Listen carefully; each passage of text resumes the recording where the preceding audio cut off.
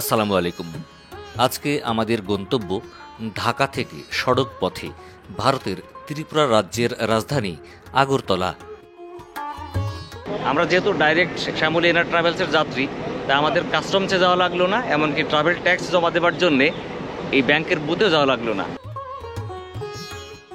এই ভিডিওতে আপনাদের সামনে তুলে ধরব ঢাকা থেকে ডাইরেক্ট বাস যোগে আগরতলা ভ্রমণের অভিজ্ঞতা। আর সম্পূর্ণ ভ্রমণ জুড়ে আপনাদের সাথে আছি আমি আলিমুর রেজা।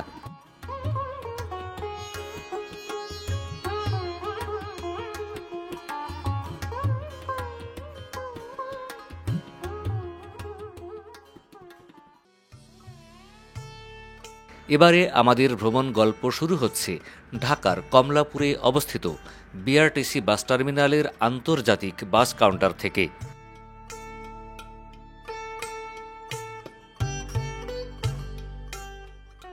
এবারে আমরা ভ্রমণ করব শ্যামলী এনার ট্রাভেলসের আগরতলাগামী ডাইরেক্ট পরিবহনে। আমি অনলাইন থেকে আগেই টিকিট করে রেখেছি। মূল্য পড়েছে জনপ্রতি 700 টাকা। প্রথমে কাউন্টারে গিয়ে রিপোর্ট করা লাগলো। জমা দেওয়া লাগলো পাসপোর্ট, ট্রাভেল ট্যাক্স বাবদ 1000 টাকা এবং বাড়তি আরও 100 টাকার সৌজন্য খরচ। এই 100 টাকার বিনিময়ে সীমান্ত পারাপারে বিশেষ সুবিধা পাওয়া যাবে। 2x1 সিটিং ক্যাপাসিটির গাড়ির প্রথম আসনেই টিকিট করেছি, যেন দৃশ্য ধারণে বেগ পেতে না হয়।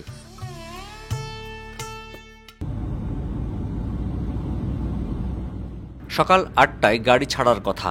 নির্ধারিত সময়ে যাত্রা শুরু করল আমাদের বাহন। এবার আমার কোনো ভ্রমণ সঙ্গী নেই। ভারত ভ্রমণে এই প্রথম একা বের হয়েছি, তাই একটু আনইজি ফিল করছিলাম। কিন্তু পরিবহন কাউন্টারে এসে দেখি সবাই আমাদের জানাশোনা এবং আমাদের চ্যানেলের ভিডিও দেখেন। সবার সাথে আলাপচারিতা হলো, ফলে সম্পূর্ণ ভ্রমণটাই আনন্দময় হয়ে উঠল। এদিকে ড্রাইভার সাহেব ছিলেন মেহেরপুর জেলার বাসিন্দা, ফলে তিনি আমার প্রতিবেশী, তাই তার সাথেও সখ্যতা গড়ে উঠল। আলাপচারিতা হলো সুপারভাইজার সাহেবের সাথেও।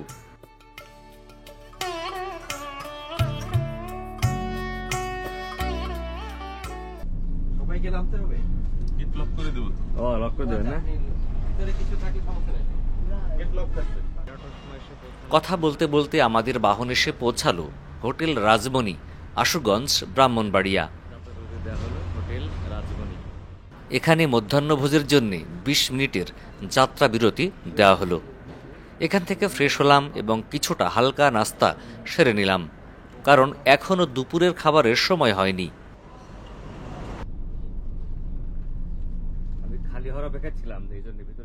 আবারও উঠে পড়লাম গাড়িতে। এই সুযোগে দেখে নেওয়া যাক গাড়ির অভ্যন্তর ভাগ ও আসন বিন্যাস।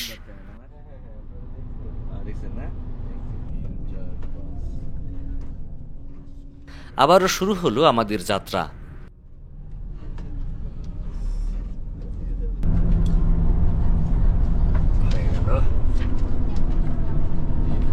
ওরে বাবা, হিরো হিরো লাগছে একবারে।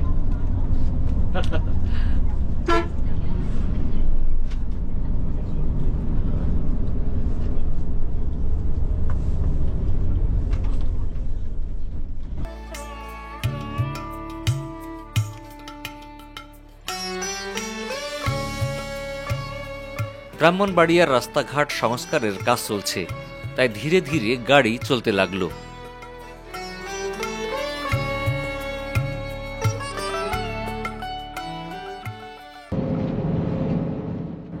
ব্রাহ্মণবাড়িয়া জেলা শহর পেরিয়ে গাড়ি প্রবেশ করল আখাউড়াগামী শাখা সড়কে।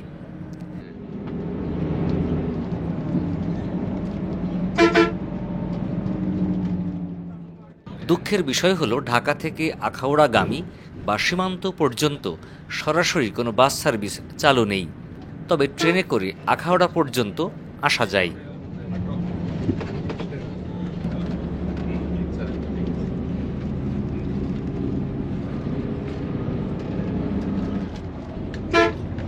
আমরা এখন বর্ডারের খুব কাছাকাছি আসছি, আর আমাদের প্রত্যেকের একটা করে স্টিকার দিয়ে দেওয়া হলো।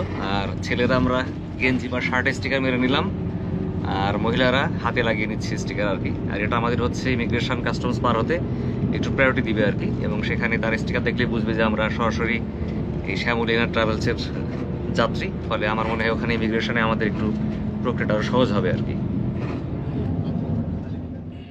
ঢাকা থেকে আগরতলা পর্যন্ত সড়ক পথে মোট দূরত্ব 130 কিলোমিটার। উভয় দেশের ইমিগ্রেশন ও কাস্টমস প্রক্রিয়া ছাড়া যেতে সময় লাগার কথা মাত্র 4 ঘন্টা।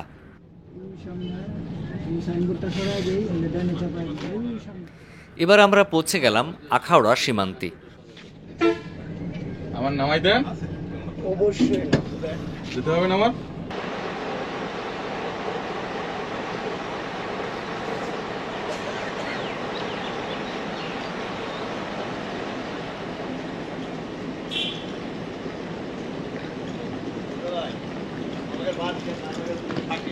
এই মুহূর্তে আমরা আছি আখাউড়া স্থলবন্দরে। আর আমরা যেহেতু ডাইরেক্ট শ্যামলীনা ট্রাভেলসের যাত্রী, তা আমাদের কাস্টমসে যাওয়া লাগলো না, এমনকি ট্রাভেল ট্যাক্স জমা দেওয়ার জন্যে এই ব্যাংকের বুথেও যাওয়া লাগলো না।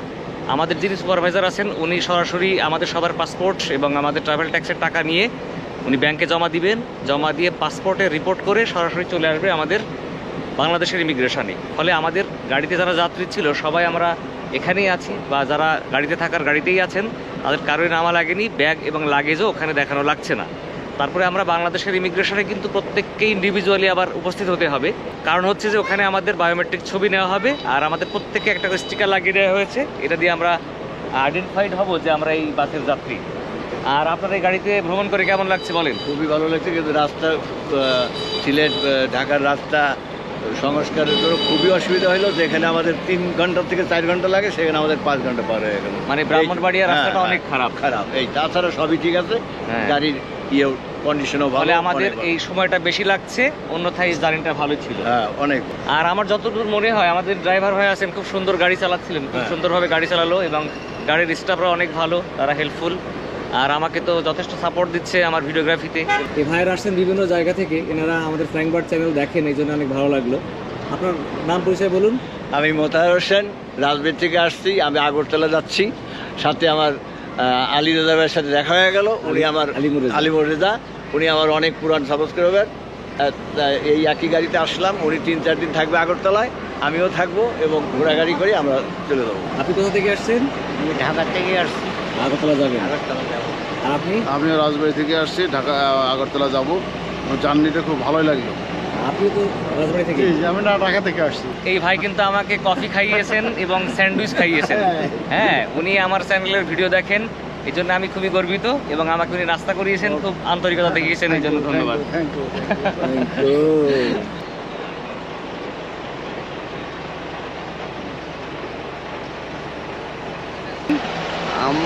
আমরা ঢাকা থেকে আসছি, এই আগরতলা যাব। ভাইয়ের ভিডিওগুলো খুব ইনফরমেটিভ এবং খুব ভালো লাগে আমার। আর আপনি এই জার্নি করতে কেমন এবং জার্নি আজকে ভাই রাস্তার অনেক খারাপ অবস্থা, তারপরও কি হবে, যেতে তো হবেই।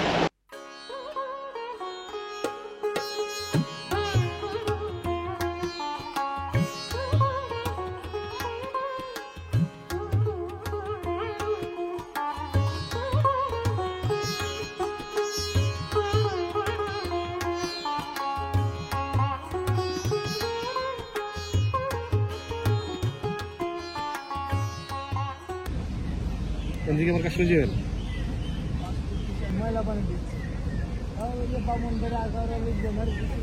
আইসা তারপরে ছাড়বেন নাকি? আমরা এখন আছি আগরতলা আখাউড়া সীমান্তে, আর আমাদের বাংলাদেশ প্রান্তের ইমিগ্রেশন প্রক্রিয়া শেষ হয়ে গেছে। ইমিগ্রেশনে আমার কাছে জানতে চাচ্ছিল যে আমি কি করি, কি পেশায় আছি। আমি বললাম যে আমি প্রাইভেট জব করি, বেসরকারি প্রতিষ্ঠানে চাকরি করছি। তখন বললেন যে আপনি ছুটি নিয়েছেন কিনা। আমি বললাম হ্যাঁ ছুটি নিয়েছি। এনওসি আছে কিনা জিজ্ঞাসা করলো। আমি বললাম এনওসি তো করেছি, এনওসি আমার গাড়িতে। তখন উনি বললেন যে ঠিক আছে, ওটা জমা দেন। পরে আমার ইমিগ্রেশন কমপ্লিট করে দিল। আমি আবার এসে গাড়ি থেকে আমার এনওসিটা নিয়ে আবার দিয়ে আসছি।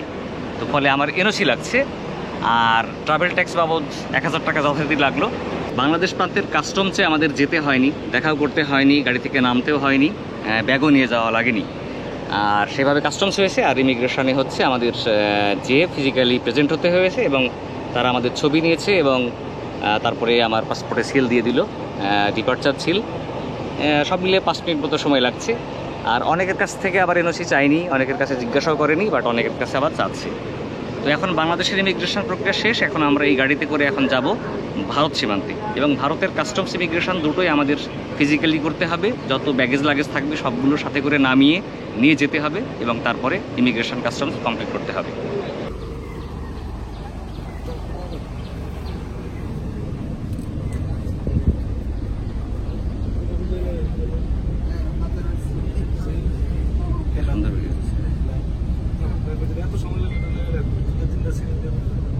কি অবস্থা ভাই? হ্যাঁ ভালো ভাই।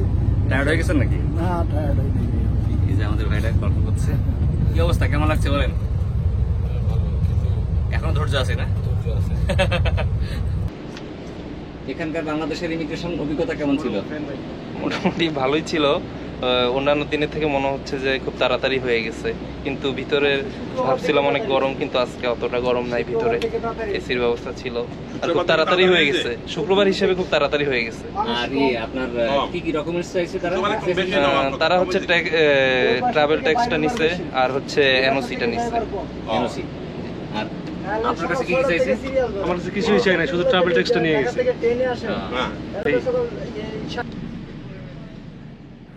বাংলাদেশ প্রান্তের ইমিগ্রেশন ও কাস্টমসের কাজ শেষ করে আবারও যাত্রা শুরু হলো ভারতের দিকে। ভারতীয় ইমিগ্রেশনে একটি ভারতীয় অ্যারাইভাল কার্ড পূরণ করে জমা দেওয়া লাগলো। আর কাস্টমস কর্তৃপক্ষ আমার পাসপোর্টের ডলার এন্ডোর্সমেন্ট আছে কিনা চেক করলেন। সাথে কত পরিমাণ বাংলাদেশে টাকা আছে সেটাও জানতে চাইলেন। আমার সাথে 20,000 টাকা আছে বলার পর আমাকে একটি ফর্ম দিয়ে বললেন এটি পূরণ করে জমা দিন। ফর্মটি পূরণ করে জমা দেওয়া মানে আমি যে পরিমাণ বাংলা টাকা সাথে নিয়ে যাচ্ছি ঠিক সেই পরিমাণ টাকা ফেরত আনার নিশ্চয়তা দেওয়া। তখন আমি বললাম বাংলাদেশ ব্যাংক পলিসি অনুযায়ী আমি 10,000 টাকা বৈধভাবে পৃথিবীর যে কোনো দেশে নিয়ে যেতে পারবো এবং খরচও করতে পারবো। তখন তিনি আমার মুখের দিকে কিছুক্ষণ তাকিয়ে থেকে ফর্ম পূরণ ছাড়াই যেতে বললেন। ভারত প্রান্তের ইমিগ্রেশন ও কাস্টমসের কাজ শেষ করে আবারও উঠে পড়লাম গাড়িতে।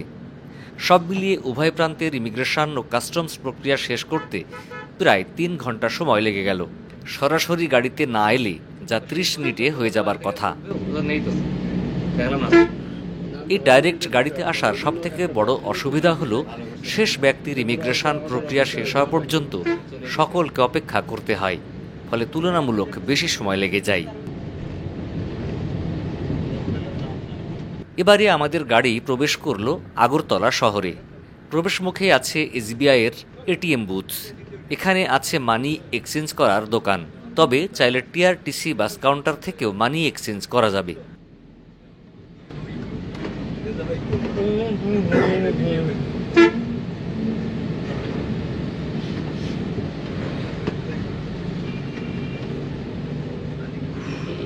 গাড়ির প্রতিটি স্টাফের ব্যবহার ছিল অত্যন্ত আন্তরিক। তারা আমাকে দৃশ্য ধারণে এবং বিভিন্ন তথ্য দিয়ে খুবই সহযোগিতা করেছেন।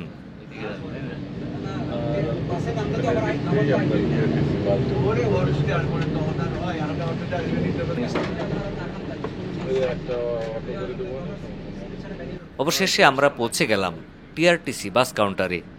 যাত্রাপথে মোট সময় লাগলো 8.5 ঘন্টা। গেলে পরে কলাবাড়ি রামনগর দিয়ে আপনার জীবননগর হাঁটি যাওয়া যায়, কথা বুঝছেন? না হাঁটি যাওয়া যায়।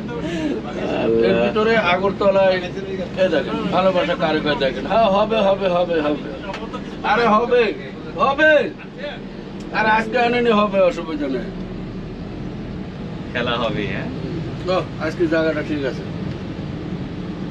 আজকে জায়গাটা ঠিক আছে। কাটি কুটি এই এলারে আটকা বসে। হ্যাঁ হ্যাঁ অবশ্যই অবশ্যই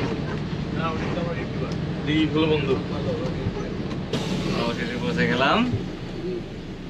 এখন বাজে বিকাল 4:35, এটা বাংলাদেশের সময়। আমরা এখন পৌঁছালাম। ঢাকা থেকে রওনা দিয়েছিলাম সকাল 8টার সময়, আর আমাদের ইমিগ্রেশনের টোটাল সময় লেগে গেছে 3 ঘন্টা, মানে অনেক বেশি সময়। এখন আমরা আছি টিআরটিসি অর্থাৎ ত্রিপুরা রোড ট্রান্সপোর্ট কর্পোরেশনের সামনে। এখানেই মূলত বাসগুলো থামে এবং ঢাকায় যে ডাইরেক্ট বাসগুলো যায় এখান থেকেই ছেড়ে যায়। তো ফলে আমরা এখানে পৌঁছে গেলাম মোটামুটি আলহামদুলিল্লাহ ভালোভাবে, সহি সালামতে কোনো সমস্যা হয় নাই। ইমিগ্রেশনে 3 ঘন্টা সময় না লাগলে হয়তো আরও আগেই পৌঁছাতাম।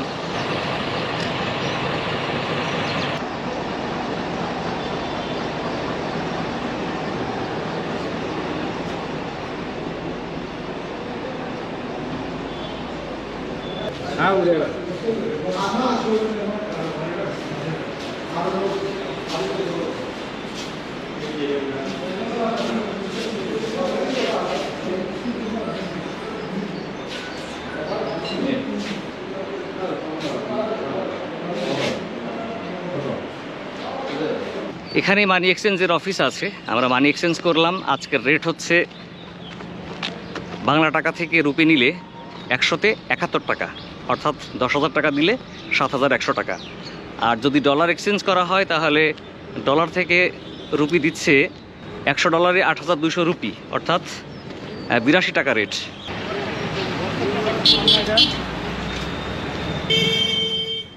কাউন্টার থেকে বেরিয়ে হালকা খাবার খেয়ে নিলাম।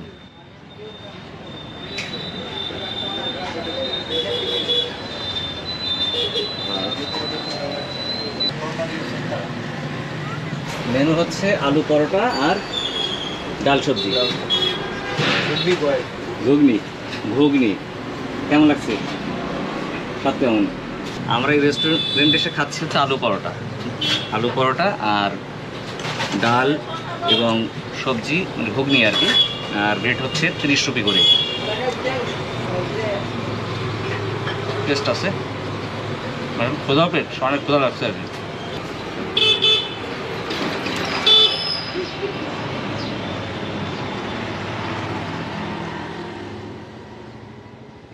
বাস টার্মিনালের পাশেই আমার থাকার জন্য একটি হোমস্টেতে রুম বুক করে রেখেছিলাম।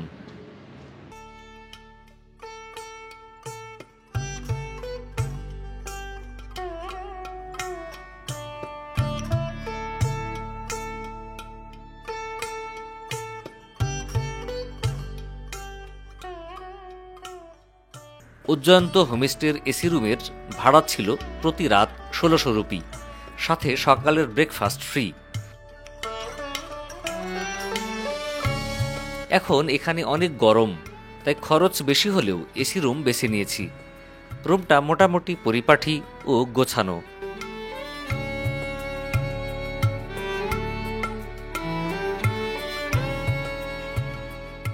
রুমের টিভি, ফ্রি ওয়াইফাই আছে।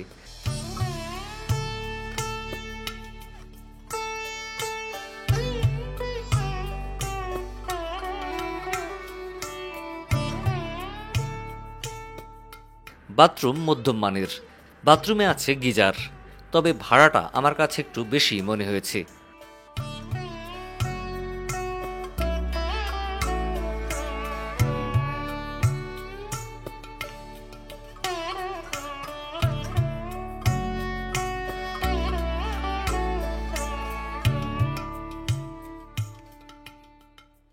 বন্ধুরা, আজ বিদায় নিচ্ছি। দেখা হবে আগরতলা ভ্রমণের পরবর্তী ভিডিও নিয়ে। ততদিন ভালো থাকবেন। আল্লাহ হাফেজ। আসসালামু আলাইকুম।